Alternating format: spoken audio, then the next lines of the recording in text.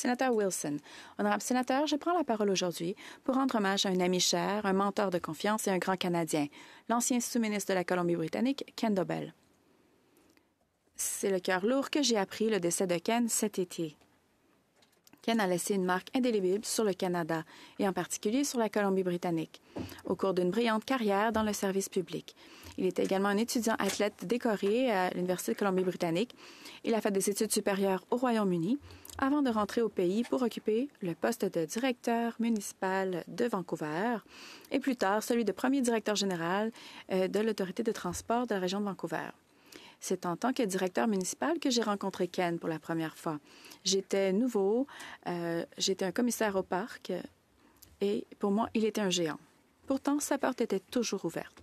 Je me souviens de nos petits déjeuners matinaux dans un modeste café près de l'hôtel de ville où ses conseils étaient clairs, souvent directs et toujours généreux.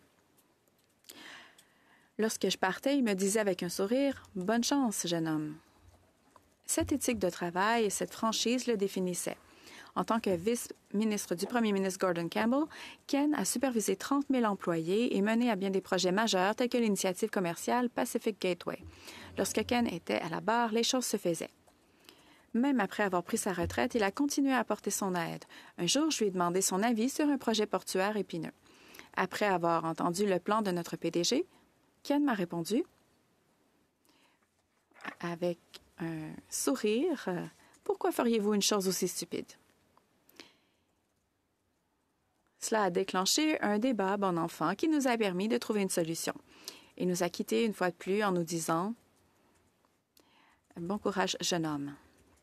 L'héritage de Ken est partout autour de nous. Le centre ICOM 911, l'amélioration des transports en commun rapides, le centre des congrès de Vancouver et la planification des Jeux olympiques de 2010. Il s'est également fait le champion de la réconciliation en créant une bourse destinée à soutenir les étudiants qui s'efforçaient de jeter des ponts entre les gouvernements autochtones et locaux. La dernière fois que j'ai vu Ken, il était dans sa maison de retraite, toujours en train de suivre l'actualité, toujours frustré que les choses ne se fassent pas. En me quittant, il m'a fait part de son refrain habituel.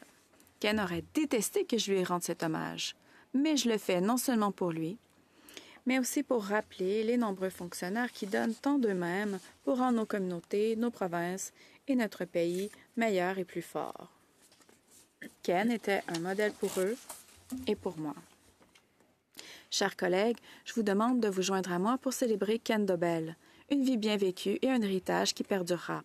Ken, puissiez-vous enfin prendre un peu de repos. Bon courage, mon ami. Merci.